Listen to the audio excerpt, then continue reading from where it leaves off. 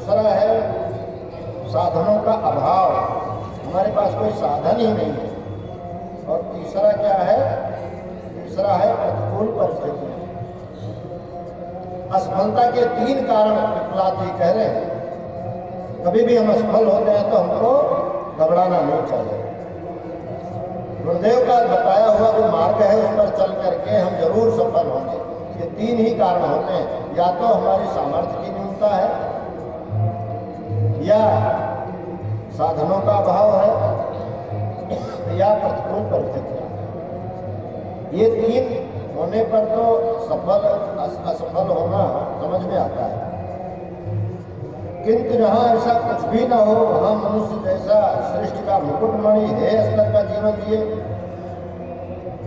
सोचिए, संसार में कितने लोग हैं जिनके पास अपार सामर्थ्य है, प्रतिभा भरी हुई,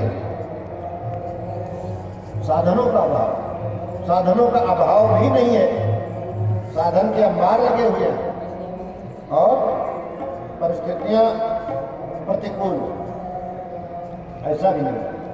लेकिन तमाम व्यक्ति इतना सब होते हुए भी तनावग्रस्त हैं। अनेक ऐसे बड़े बड़े पदों पर आत्महत्याएं कर लेते हैं।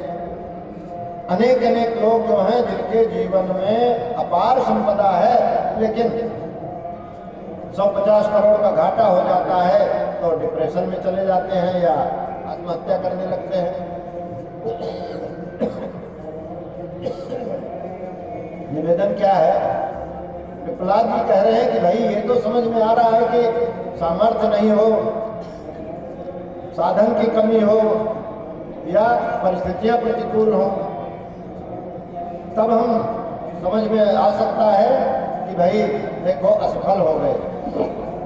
हाँ, दिलीप जी देखो कितने संवेदनशील हैं। सामर्थ्य भी है, परिस्थितियां भी अनुकूल हैं, और उसके पास साधनों की भी कमी नहीं है, फिर भी आदमी पतन के गर्त में क्यों गिरता है? भगवान आप थोड़ा सा बताइए। एक व्यक्ति थे, कहने लगे बहुत गरीब हैं, बहुत गरीब हैं, महाराज कुछ दीजिए। एक राजा के पास गए, 200-500 रुपए दीजिए। तो वहां पर एक ऋषि बैठे थे, उन्होंने कहा आप अपने को गरीब कह रहे हैं, अच्छा ये बताइए कि आप अपनी एक आंख दे देंगे?